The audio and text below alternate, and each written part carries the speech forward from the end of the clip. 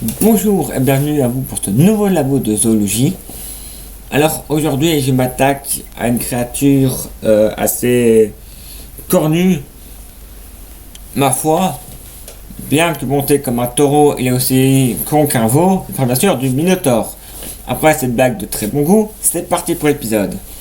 C'est une créature légendaire de la mythologie grecque. Il est d'ailleurs une créature assez redoutable que l'on trouve dans de nombreux jeux comme une espèce à part entière. L'origine du premier Minotaure est celle-ci.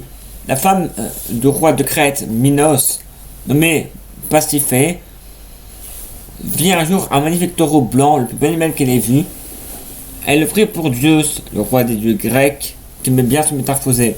Mais bon, pour faire une petite anecdote, en gros, Zeus, dès qu'il peut quitter, dès qu'il peut se la sortir et tirer un coup, il le fait. D'ailleurs, quand il y aura un épisode sur Zeus, je mettrai une musique alerte. Vous comprendrez le jour pour l'épisode sur Pyrrha. Donc, elle prit le taureau pour Zeus. Elle s'appela donc avec lui et engendra un monstre mi-homme mi-taureau, le Minotaure. Le roi Minos, voyant l'enfant, décida de le cacher, car cette créature ne peut pas vivre parmi les hommes. Pour cela, il demanda donc à Dédale, assisté de son fils Icare, de construire l'immense labyrinthe où il informa le monstre.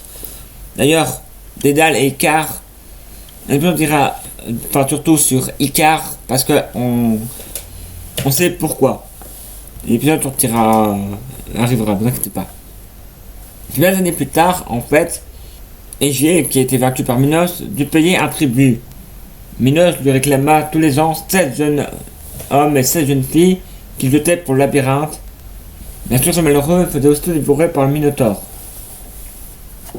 Et un jour, un jeune homme appelé Thésée se porta volontaire pour être jeté dans le labyrinthe, aidé de Ariane, l'autre fille de Minos, plus ou moins, qui lui donna alors une pelote de fil, qu'il entra et déroula celle-ci tout le long de son parcours pour trouver le Minotaure et l'affronter et le tuer de main nue.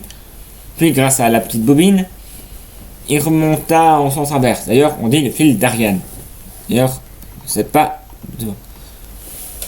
On en trouve dans les cinémas avec la colère des titans, dans les BD, dans les petits mythos, dans Thésée et le Minotaure, dans les jeux de rôle, dans Donjons et Dragons, Pathfinder, dans les jeux de rôle, dans Heroes, les Torrents de World of Warcraft, on en trouve aussi dans God of War.